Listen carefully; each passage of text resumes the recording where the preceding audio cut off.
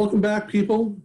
It's Steve and Dave's 50 years ago this month, this time for October 1970, I believe, October 17th. That's right, October 17th. Is that correct? The Billboard chart from October 17th, 1970, mid-October. It's fall in the United States, and we've got a lot of interesting songs this week. A lot of interesting songs, a lot of interesting recording artists.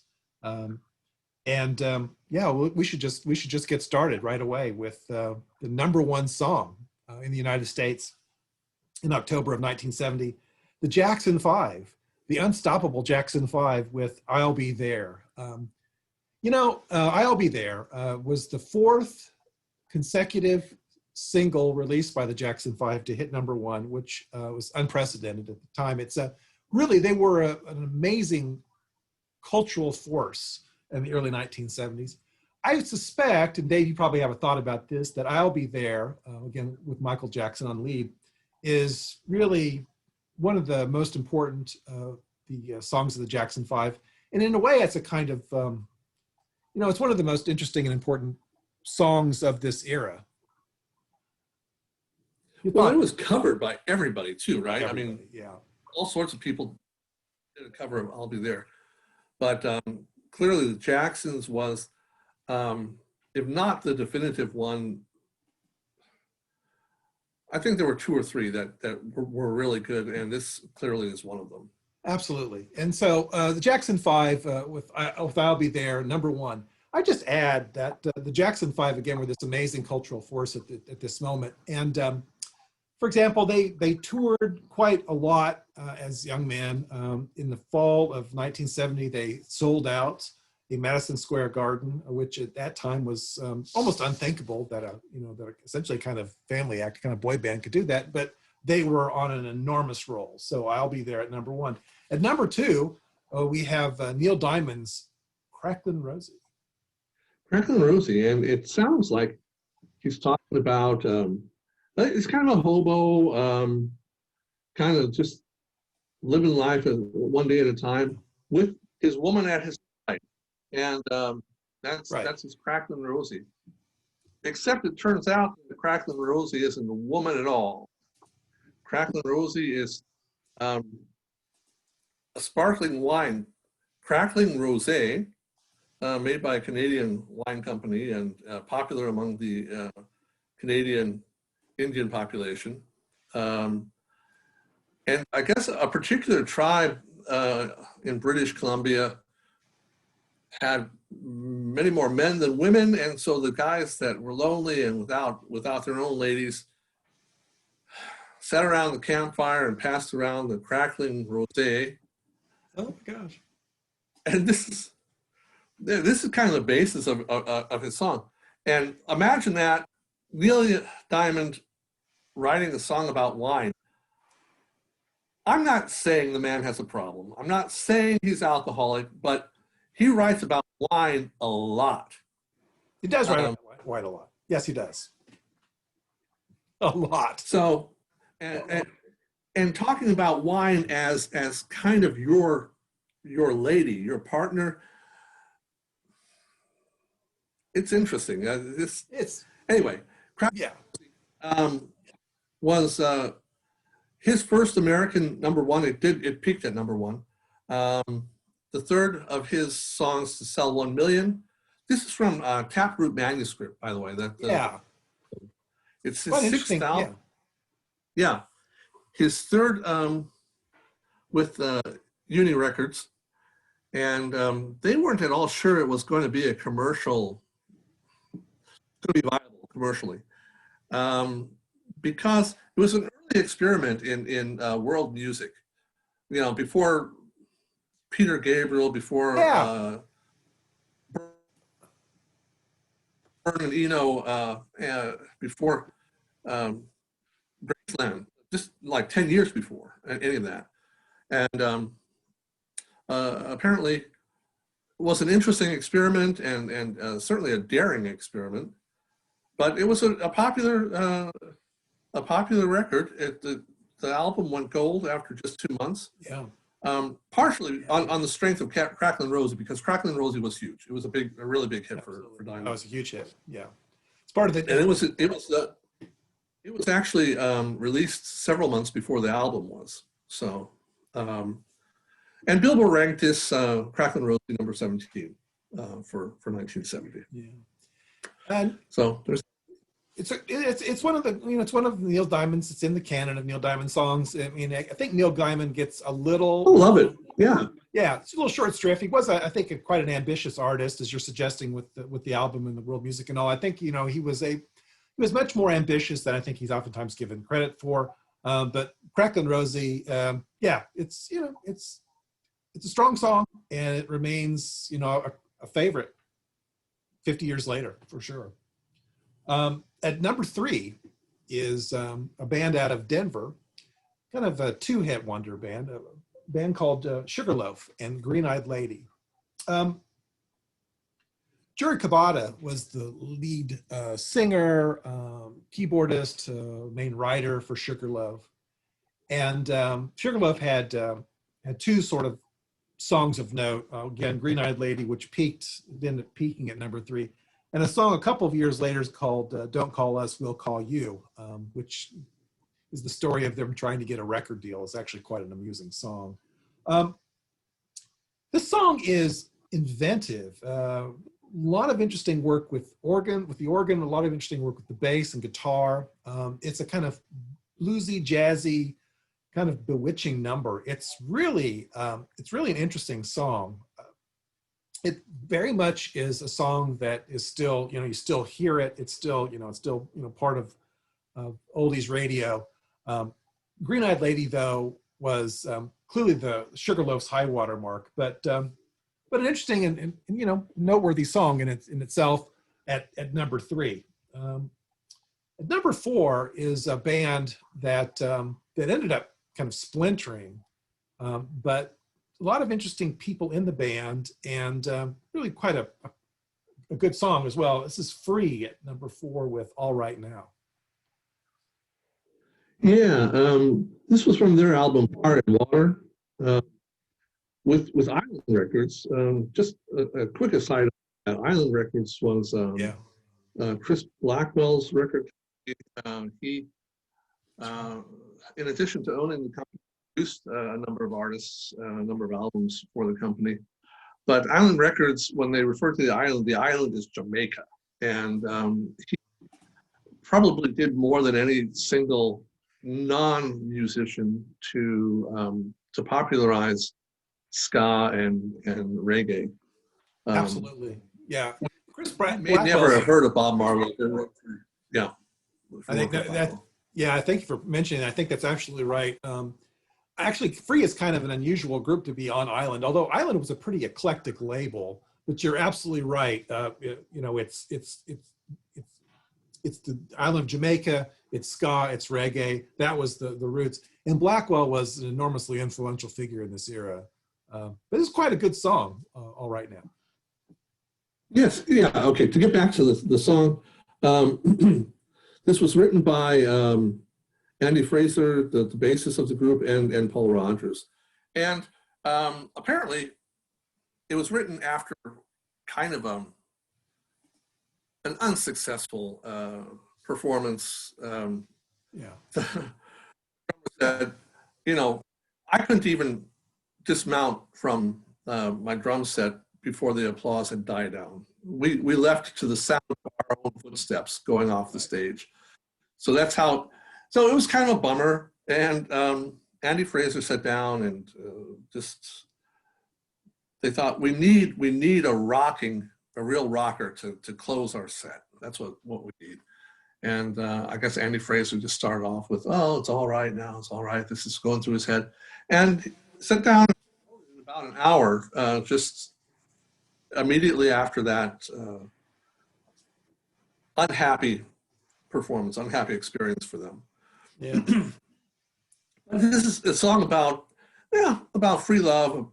Hey, the guy goes up to a woman that he just sees, he likes the way she looks, and he says, essentially, let's get it on. Let's get intimate. That's basically it. Yeah. Yeah, and in spite of some initial reservations, a little misunderstanding about what love is and what love means and what the hell he's talking about. It all works out in the end, and it's all right now. So that's it. That's it. Yeah, and it's a great song, a real rocker. A real rocker. It's still listening to this. Absolutely. You know, the Free ends up really imploding shortly after this, and they are not long for this world. But from the ashes of Free then comes a group called Bad Company. And the lead vocalist of Free, again, Paul Rogers, takes the lead in Bad Company. And, you know, Rogers is considered, I think, one of the great vocalists in rock. Yes. I mean, he's really, they actually tapped him for Freddie Mercury's replacement for a short time in Queen. Right. That's right. He did a gig with them for a while. Yeah, and he's very talented and has made some amazing music with several different groups. Absolutely. So at number 4 is Free's All Right Now. At number 5, it's the brother-sister duo of Karen and Richard Carpenter. And they're, well, We've Only Just Begun. And We've Only Just Begun, I think, for many Carpenters fans, is sort of the song. And this is the kind of high water mark for the group. It's a peculiar song in that its origin comes actually from a kind of jingle for a bank commercial. So here we go. Karen, Richard, and Carpenter, one of the great talents was to be able to pick out really effective songs. And they latched onto this tune. Actually, heard it. Richard heard the commercial. It was We've Only Just Begun was a jingle for something called Crocker Bank in Southern California. And Rich thought it might be a song. And so the jingle was composed by then really unknown duo, a guy named Roger Nichols and a guy from Omaha, Nebraska, who moved to California, a guy named Paul Williams. And Nichols and Williams sat down and hammered out the rest of the tune, and the rest, as they say, is history. So a couple things about Roger Nichols and Paul Williams. They really were quite a prolific songwriting team. Among the songs that they penned, Rainy Days and Mondays, I Won't Last a Day Without You, and Out in the Country, which we'll hear a little bit more. Right. They were really a very, very powerful group, songwriting duo. Williams is still with us, still very active in the music community. He's the president. Paul Williams is the president of ASCAP, the Association of American Society of Composers, Musicians, and Publishers. Really a very important figure in music history. And one other thing before get to the song itself. Karen and Richard Carpenter were on the A&M label, and we've mentioned them before. The A&M label, it's a record label started by Jerry Moss and Herb Albert in the early 1960s. And the A&M label, much like Island Records, was distinctive, right? And what made the A&M label distinctive, it was a kind of artist label, that this is a label that nurtured artists, that gave artists the room to express themselves, to be creative, and gave them the time that they needed to mature and to become successful. There were a whole host of bands on the A&M label, just a very eclectic group, from Head East to Supertramp. But you know, we may want to talk about Herb Albert behind the curtain. Yeah, I think so too. I think so too. Herb Albert, again, instrumentalist, trumpetist. He had a group called the Tijuana Brass, which was wildly successful in the 1960s, again on the A&M label. He was really quite an impresario. He was a producer, he engineered, he wrote, he obviously played. Herb Albert is an amazing figure, still with us, by the way, still active, even in the 21st century. And quite a humanitarian as well. Yeah, absolutely. That's absolutely true. You know, it is the case that A&M Records eventually got swallowed up. Swallowed up is probably not the right word. Were purchased by Polygram some 20 years later. But during its heyday, A&M was really considered quite an interesting and important label. But the Carpenters were clearly the main group, and they made a lot of money for A&M Records. We've talked a bit about the Carpenters in the past. It is it's an unusual group. Again, a brother-sister duo. That's unusual.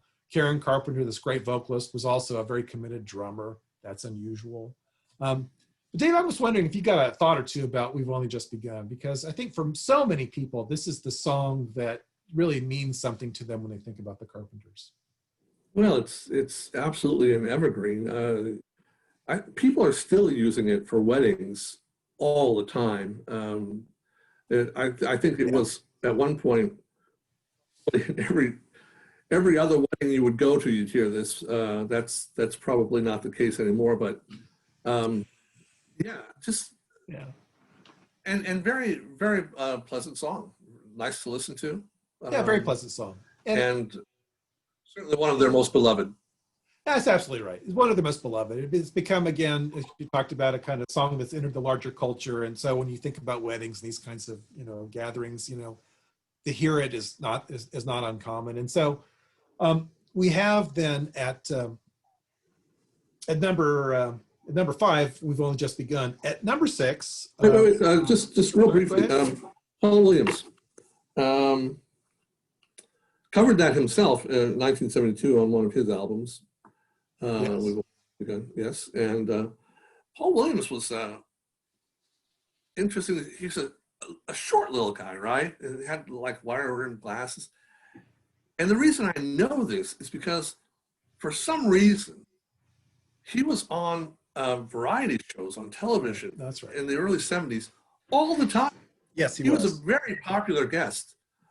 And I'm not entirely sure why that is, but I'm not exactly sure why that is either. And I don't think Paul Williams is quite sure of that either. But about 5 years ago, there was a film director who was doing what we were doing, thinking about the 70s and thinking about Paul Williams.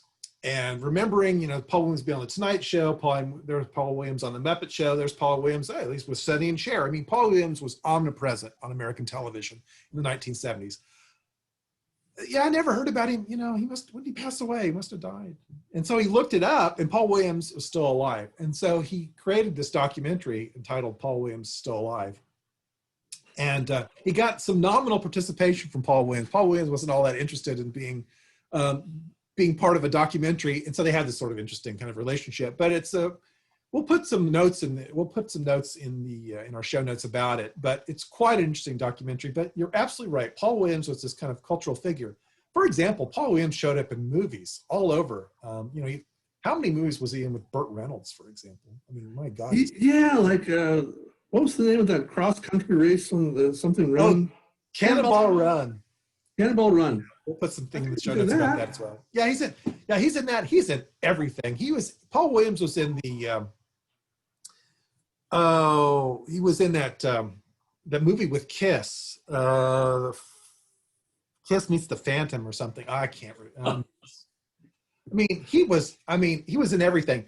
Paul Williams, to his by his own admission, was an addict really for about 30 years, and much of the 70s was a blur. He can't actually remember much of these events. And in fact, in that movie, the documentary about Paul Williams, he walks through one of his appearances on the Tonight Show where he's interacting with Johnny and all this kind of stuff, and Paul said, "Yeah, you can see I'm gone. Yeah, I'm not even there." Really an interesting guy. Today, again, head of ASCAP, he is one of the most articulate advocates for the rights of creative rights. I mean, he's really a very interesting guy. There's a lot to be said about Paul Williams and his family. He's got two brothers. One of his brothers was also a songwriter. We'll talk about him more in a future episode. But one of Paul Williams' brothers was a NASA engineer and received the Medal of Freedom from NASA. He really was a rocket scientist. And so I think there were 3 brothers in the family. 2 of them ended up in entertainment, and one of them ended up in NASA. I mean, it's really quite an amazing. Holy cow. Yeah, he's really, Paul Williams is fascinating. Highly recommend. Well, yeah, just I think the thing that fascinates me the most about him is he was never like a pop or a rock superstar. No, that's Never right. really made it in any big way as a singer, but still had this amazing career. And No, that's it's amazing career. mind-blowing. And everybody, if it's like, everybody knew Polly Williams. Though there he is on Hollywood Squares. I mean, he's just, he's everywhere. And so, so we've only about done at number 5 for the Carpenters. Couple songs we've talked about in previous episodes. At number 6 is Dawn's Candida. Diana Ross at number 7 with Ain't No Mountain High Enough. One of her great songs. Really maybe her greatest single. I'm not sure, but very, very powerful song. At number 8 is CCR with the double-sided head, As Long as I Can See the Light, and Looking Out My Back Door. At number 9 is the teen heartthrob Bobby Sherman with Julie, Do You Love Me, which I think we talked about last month. Yeah. And at number 10 is a fairly new singer-songwriter, a guy from North Carolina, a young man named James Taylor, and a song called Fire and Rain, number 10. Right. And I'm not a huge James Taylor fan, but he has a lot of songs that I really like. And Fire and Rain, I think, is my absolute favorite. Yeah. This is from the Sweet Baby James album. It was the second album, I think his first with Warner Brothers. The first album was made with Apple Records. And Fire and Rain peaked at number 3. But it was just a story dealing with a lot of issues that he was going through, a lot of very dramatic and very depressing sort of things. Just yesterday morning, they let me know you were gone. Suzanne, the plans they made put an end to you. This is a reference to a childhood friend of his, Suzanne Schnurr. She committed suicide while he was working in London on his first album with Apples. And because friends didn't want to jinx his groove, didn't want to ruin what was going on there and his big chance, they didn't tell him about her suicide. And he ended up finding out about it 6 months later. So that is what's referenced there. And of course, in the chorus, when he says, "But I always thought that I'd see you again," he's talking to her. Yeah. The second thing that's talking about is his struggles with depression and addiction. He was addicted to heroin. In fact, he completed this song in rehab. Yeah. And the third part of the song is just his coming to grips with fame and fortune. There's a line, "Sweet dreams and flying machines in pieces on the ground," and a lot of people have assumed that flying machines and pieces on the ground is a reference to a plane wreck. In fact, it was a reference to a group that he was in, trying to established when it just kind of broke up and it never came to anything, and that's when he left for Apple. That's all right. If I But could the Flying Machine was a music group. The Flying Machine was the music group. He was in that group with a friend, a guy he met named Danny Korchmar, Cooch, who was a songwriter, a guitarist, well-known figure in the music scene, still active, and was a long time part of James Taylor's band. And so, the Flying Machine refers to this, short-lived group. So it's a very introspective song. It's a very melancholy, but it's wonderful. Yeah. Carole King played piano, by the way. Yep. And her "You've Got a Friend" was in response to the line, "I've seen lonely times when I could not find a friend." So she wrote that as a response to one of the lines in this song in Fire and Rain. Of course, he covered that. She recorded it. It was a huge hit for I think they both had a hit with "You've Got a Friend." Yes, they did. And of course, the response to Fire and Rain was fantastic. It was nominated for the best song.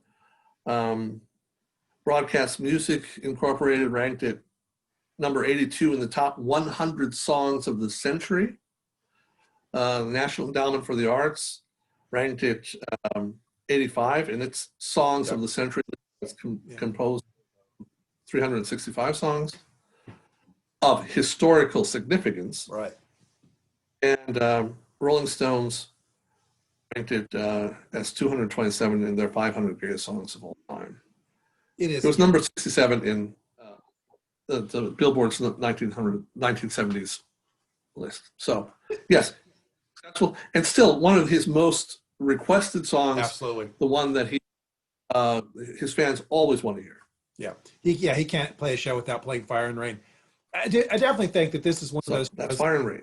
Yeah, it's entered the cultural, the cultural imagination. It's one of those songs that in 100 years that, that Fire and Rain will be played by somebody, someplace. It's just one of those songs that is, it's important. And James Taylor, a very interesting and significant artist who really in the 70s helps to mold this notion of the singer-songwriter, as you noted. I mean, he becomes really, frankly, kind of dominant figure in the music scene. Fair. But curiously, married to Carly Simon at some point. Yeah, he did. Right. Yeah. Famously, notoriously. Had a hit with her. He did. Together, yes. Yeah. It. The Mockingbird was Mockingbird. One of my favorite songs of. That's great. Yeah, their version of Mockingbird is fantastic. The thing about James Taylor is that he's one of the. If you were to pick out somebody for stardom, he has this incredible talent. But he is as reticent a public figure as there is. He is just not he's just not he's not a dynamic force. He seems like a kind of warm, genuine person. I'm not trying to demean him, but as a kind of, as with somebody with the star power, you would never pick him to be that. But in fact, he becomes like this kind of living legend in American music. I mean, and this song is really at the heart of that. Yeah. All right. So let's pick, that was the top 10. Let's cherry pick a little bit from the charts, though, from October of 1970. At number 12 is a song from a British group that oftentimes kind of gets lost in the shuffle, right? You talk about the Stones, you talk about the Beatles. But wait a minute. What about the Kinks? So Ray and Dave Davies, the Kinks at number 12 with Lola. Lola, yeah, of course. This is from the album Lola versus Power Man and the Money Go Round, Part 1. That's the name of the album. Yeah. So Power Man was actually conceived as the debut single from the album, and it turned out to be Lola because just was so wonderful. Written by Ray Davies. This is inspired by a true encounter, depending on who you ask. True encounter of the band's manager, Robert Wace, with a transvestite. Ray Davies said, this woman came on to me at the bar and I wanted to dance. I said, no, thanks. 5 minutes later, she was out the door in a cab with Robert Wace, who had apparently spent the night dancing with her at his apartment. And she was leaving when Davies came by the next morning, and he said to Wace, did you notice the stubble? And Wace said, yeah. Apparently just didn't even care.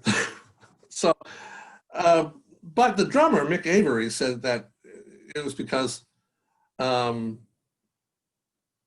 band named the Kinks attracts a certain following. And transsexuals, transvestites were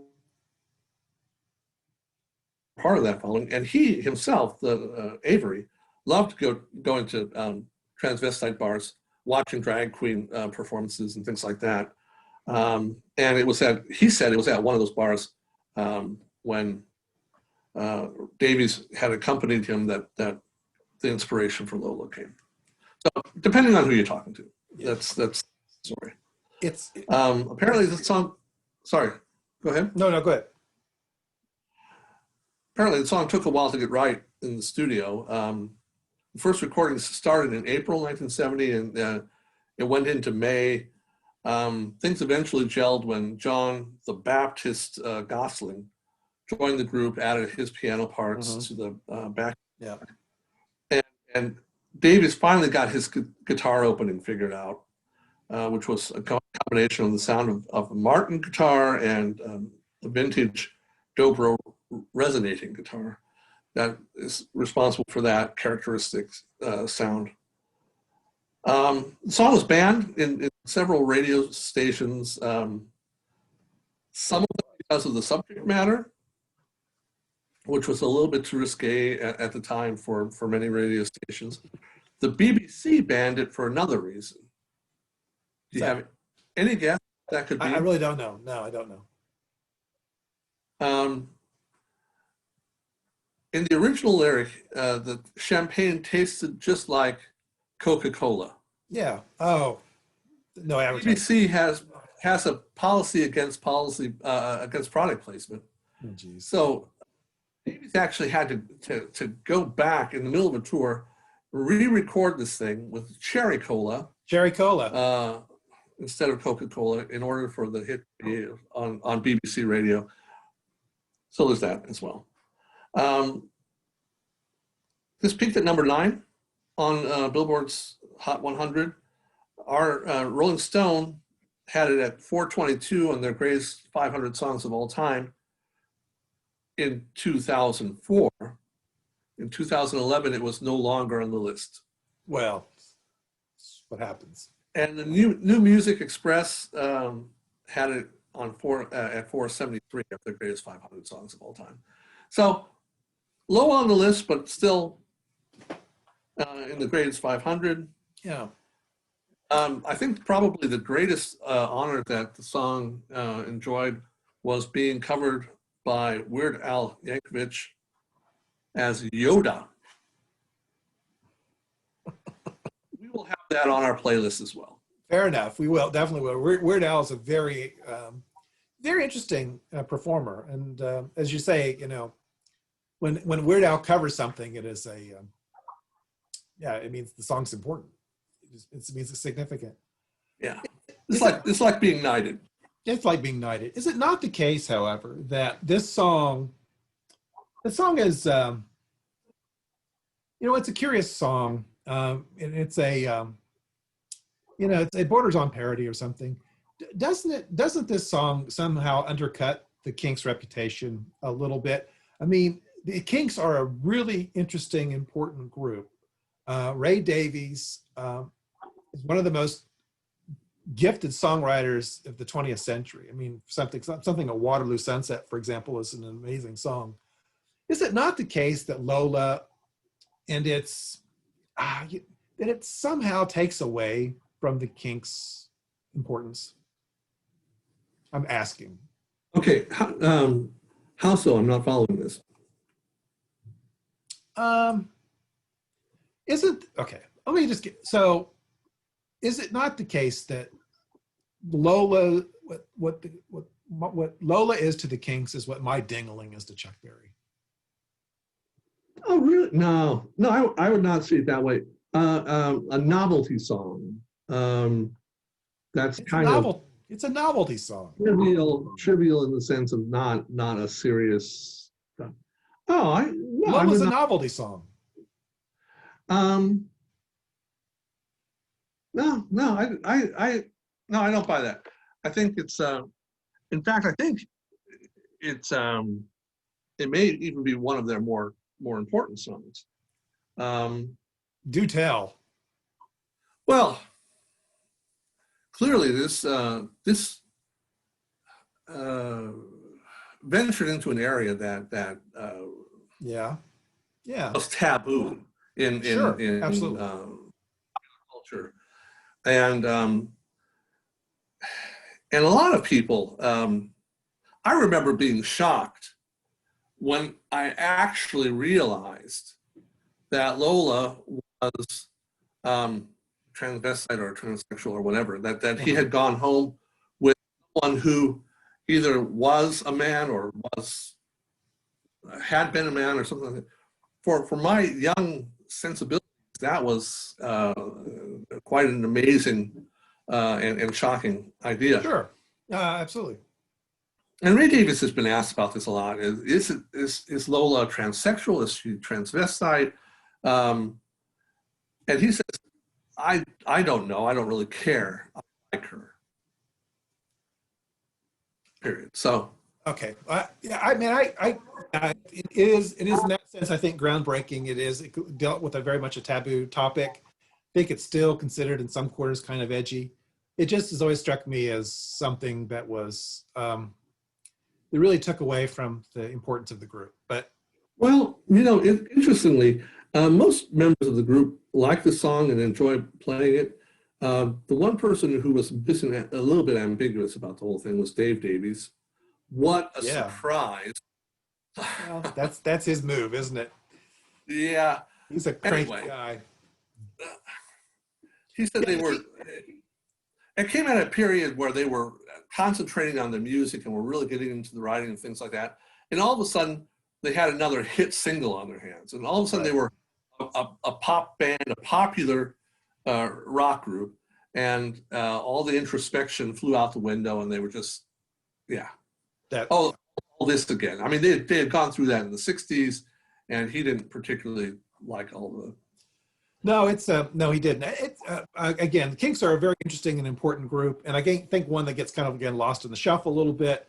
But there you have it, Lola, which may be their most well-known song, at least in the United States. I think that's probably true.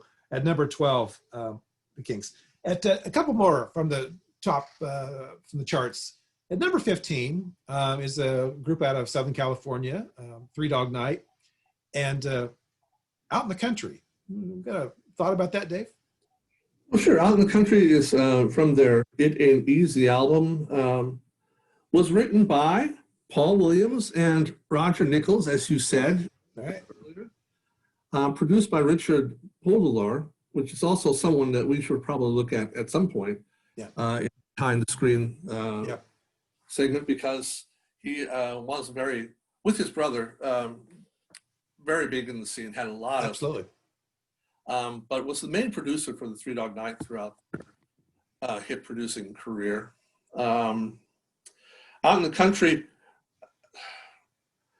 refers to something that was really kind of peaking in 1970, which was a concern for the environment, an awareness for the problems of pollution, and this environmentalism is then comes to expression in this song.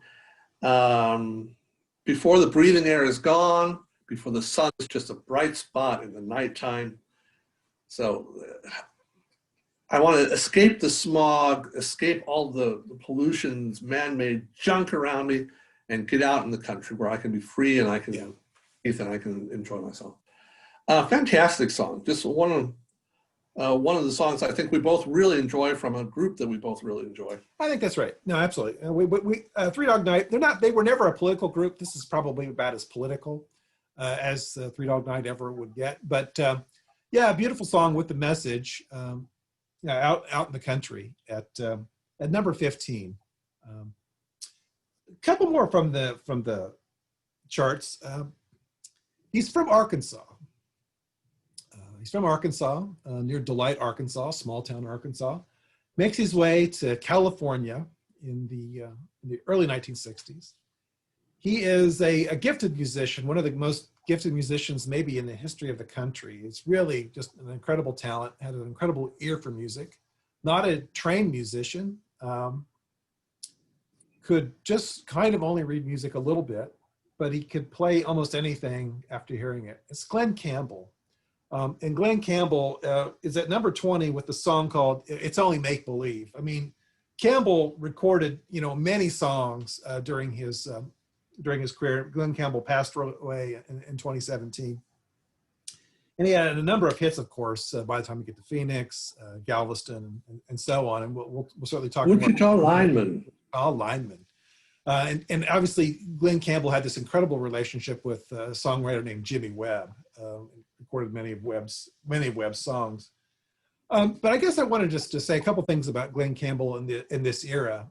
Glen Campbell was a longtime member of the so-called Wrecking Crew, who we've mentioned before, a group of studio musicians in Los Angeles, who were on everything. Literally, almost every popular song that you would hear, you had members of the Wrecking Crew playing on it. And Glen Campbell, hundreds of songs, yeah. hundreds of songs. And Glen Campbell was right in the middle of all of that. Glen Campbell was also very involved with the Beach Boys. In fact, he was part of sort of the Beach Boys house band. Again, as a member of the Wrecking Crew, one of the things that's sort of interesting about the Beach Boys is that they, for most of their early records, they didn't play on. Brian Wilson played on them, or at least was involved in the instrumentation and in the arrangement, but the session musicians were at the heart of it. And much of the backing vocals came from Glen Campbell. And so Glen Campbell was for a long time sort of considered kind of the invisible Beach Boy. He was there, and Glen Campbell's fingerprints are on all of the Beach Boys' early hits. Fun, fun, fun. All these things are, he and the Wrecking Crew were a big part of that. But I just wanted to say something about the power of television in this era as well, because again, if it's 1970, there are 3 networks. There are just a handful of shows each evening, and people are watching TV. And if you're on TV, you become something important. There was a show called the Smothers Brothers Comedy Hour, Tom and Dick Smothers, very controversial show. But during the summer, the Smothers Brothers gave way to a song called the Glen Campbell Good Time Hour. Dave, you talk a little bit about, what it meant to be on TV in the early 1970s, and if you had like a variety show, how that was a kind of ticket to a kind of stardom that was almost unimaginable today. Well, there are people that would not listen to the radio, were not exposed to this music. Right. Certainly, if they were listening to the radio, they weren't listening to the stations that were playing this stuff. But if you're a Mama Cass or you're a Glen Campbell, you're going to be reaching people, huge audience. Yes, that's exactly. Millions and millions of people who would normally not ever hear about you. And you've got precisely recognition, and it's a huge thing. And of course, unlike Mama Cass, I don't want to be too snarky about this, but Glen Campbell was a good-looking guy, attractive, made for television audiences. Yeah, made for television, yeah. He had that going for him as well. Yeah, this kind of good looks, this kind of boyish charm, the kind of corn-pone humor, and again, this incredible musicality. So on the Good Time Hour, there would be all sorts of guest stars, and he would oftentimes pair himself with them. And so you'd have these odd pairings, but Glen Campbell could do anything, could sing anything. He was this really amazing performer. And I think in the early 1970s, Glen Campbell was as well known an American musician as there was. I mean, Glen Campbell everybody knew Glen Campbell. Everybody knew his songs. Now, this particular song was, I think, by any standard, a kind of minor hit, but Glen Campbell was no minor figure in this era. Well, didn't Elvis wasn't it a hit for Elvis earlier? It was. I believe it was a hit for Elvis. I know that it was co-written by Conway Twitty, who was, again, a country singer of some note. Yeah, It's Only Make Believe. Yes, it was. Yeah, an Elvis hit. Yes, and Campbell actually mentions that in the video I think we're going to be using for the playlist. So good. Yeah. Let's also put a duet of his with David Gates on the playlist. Good. Let's do that. Absolutely, David Gates. A little bread, I believe. There we go. Well, yeah, you can never have enough bread. Yeah. It would seem like, in a way, David Gates and Glen Campbell are kind of cut from the same cloth in a way. Both. Yeah, that's interesting. Let's do that. We'll definitely do that. Also, Okay. bouncing around the charts in October 1970 at 21 is it's a kind of curious number from Simon and Garfunkel, El Condor Pasa, If I Could. And this is a song, well, this is a song I think that splits some Simon and Garfunkel fans. So some people really love this song and some people really don't like it at all. Yes, really don't like it at all. I'm one of them. And it also expresses, well, a couple things here. It expresses Paul Simon's interest and passion for world music, which he would, of course, then go and really kind of cultivate in a couple of albums. One, of course, is the album Graceland. The other is an album called Rhythm of the Saints. But there was, with Paul Simon's interest and passion for world music, there's always been some complaint about the notion of cultural appropriation. I mean, where does admiration and flattery and passion begin, and then when do you move into some sort of appropriation, plagiarism? This particular song, Simon heard in the mid '60s. Group. It's a Peruvian folk song. It had been composed years earlier by a Peruvian composer named Robles. This group, Paul Simon heard this group playing it. He thought it was interesting. Paul Simon then later took that tune, added some more lyrics to it, recorded it. This thing got caught up in copyright law. And so there were a couple of trials around it. To be fair to Simon, I think that the attitude going into the trials was that Simon's, well, there was a lot of good feeling. While the people wanted the rights to some of the royalties to that, I don't think that anybody saw Simon as a kind of thief. And so it is worth noting that there were a couple of trials associated with this particular song. Why do some Simon and Garfunkel fans hate it, though, Dave? What is it about this song that is off-putting? Oh, it's difficult for me to even put my finger on it, but I find the lyrics to be somewhat insipid. I don't know. It just never appealed to me. I always, this is one, if I can skip this song on the greatest hits, I do. Yeah, I think you're not alone. It's an unusual song, again. So we have Simon and Garfunkel's El Condor Pasa. At 27, we have a song from an artist who made his fame as a member of a foursome. The guy's name is Mike Nesmith. The song is Joanne. It's Mike Nesmith and the so-called First National Band. Mike Nesmith, however, for most people in the United States in October 1970 was a monkey. Dave, you want to talk a little bit about Nesmith and maybe to some degree even the Monkees? Yeah, Nesmith was always somewhat reluctant monkey. Yes. You never had the feeling that he was completely on board. And although I think he meshed with the other Monkees personally and professionally, I think he shared a lot of goals. But I think he also pushed Monkees in a certain direction that eventually ruined their commercial appeal. Yes, I think that's right.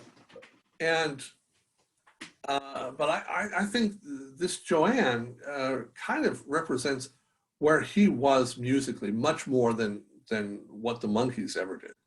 I think that's absolutely right. Before he joined the Monkees, he wrote Different Drum that Linda Ronstadt and Stone Ponies made a hit. Yeah. Fantastic song, very nice. Yeah. But this kind of more country flavored music is where I think his heart was. I think it's absolutely right. Yeah, it's always, and I think while Nesmith is considered a kind of country rock pioneer, I mean, Nesmith is in the conversation with groups like the Byrds, who kind of took this country rock direction, the Eagles, a number of groups in this era. it never was a kind of overwhelming commercial success. And again, it was kind of poison for the Monkees. And this particular album, with the so-called First National Band, contained a number of songs that Nesmith in fact wrote for the Monkees. And so it's a kind of mishmash. This song is actually his only hit, so-called hit, as a solo artist. It peaks at 21. Is it not the case, though, that part of Nesmith's reluctance regarding the Monkees also comes from the fact that he had that he didn't need, well, that he was wealthy, that his foray into music was almost completely a kind of expression of artistic vision. He was independently wealthy, right? That his mother is the inventor of the liquid paper, of the stuff that you would use to correct if you were typing, and that she accrued millions upon millions of dollars and passed much of that fortune on to him. That he had a certain kind of independence, that financial independence that the others didn't have. Maybe also a personality thing, but it just always, you're right, he always seemed like the least interested in being a Monkee. Have you ever seen his audition tape? This is I can't say that I have, no. One of the things that they actually showed on the Monkees series is some of the auditions. Well, they basically, he almost acted like he just didn't even really want the part. Yeah. It was such a don't give a fuck attitude, such a kiss my ass. And yeah, and they're apocryphal stories about they're receiving the first huge royalty check, a fortune in a royalty check, boom, and he puts his fist through the wall of the hotel where they're meeting and to get this, because he's so unhappy with the situation that he's in. Yeah. So it's he's always been a problematic Monkee. Yeah, the problematic Monkee. I mean, he was the Monkee who didn't participate, famously, didn't participate in the reunion tours and that kind of thing. It is, I mean, okay, but to bring it to 2020, the only two Monkees left, living Monkees, are Nesmith and Mickey Dolwitz. And it's been interesting to hear Nesmith talk about his time in the Monkees and his relationship, among others, with Peter Tork, who he claims to never really have had much of a relationship at all. He never was antagonistic with Tork, but they just didn't have any kind of connection at all. It's the Monkees thing is really, I know that you are, and many people are big fans of the group, fans of their music and all that, but it's peculiar how they were thrown together, how they were, they had that glue for a few years on that TV show, and then really for the rest of time they'll be sort of connected, really through an audition. It was a very kind of peculiar process. It's interesting that you say that about what he says about Tork, because my feeling was that Peter Tork was his main ally in terms of the direction that he wanted to absolutely group. Agree with you completely.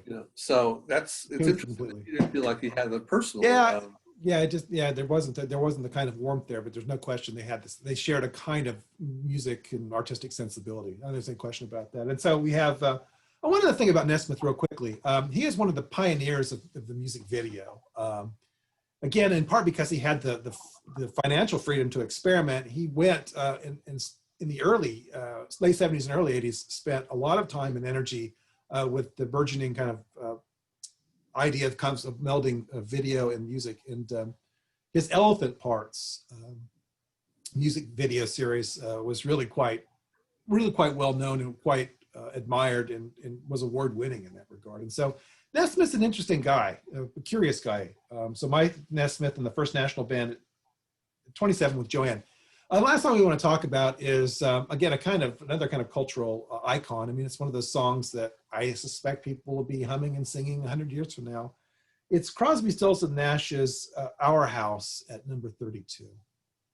Right. From Deja Vu, written by Graham Nash. Anything about the group pretty much knows the background story of this. Graham Nash was together with Joni Mitchell. They were a couple for several years, I guess. And the background story is that they had recently moved in together to a house in Laurel Canyon. And on this particular day, they had gone to Ventura Boulevard, had breakfast there, and on the way back to their car, they passed an antique shop. Joni sees a beautiful vase in the window, and Graham says, "Hey, go on in, get it. We'll take it home." And so they did.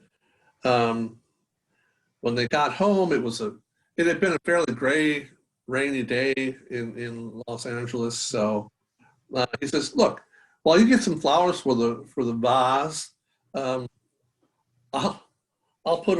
start a fire and light a fire, and we'll just have a nice, comfortable afternoon." And so while she's out there picking flowers, he lights a fire, and then he gets on the piano and starts writing this song, which is fairly literal. I'll light the fire, put the flowers in the vase that you bought today.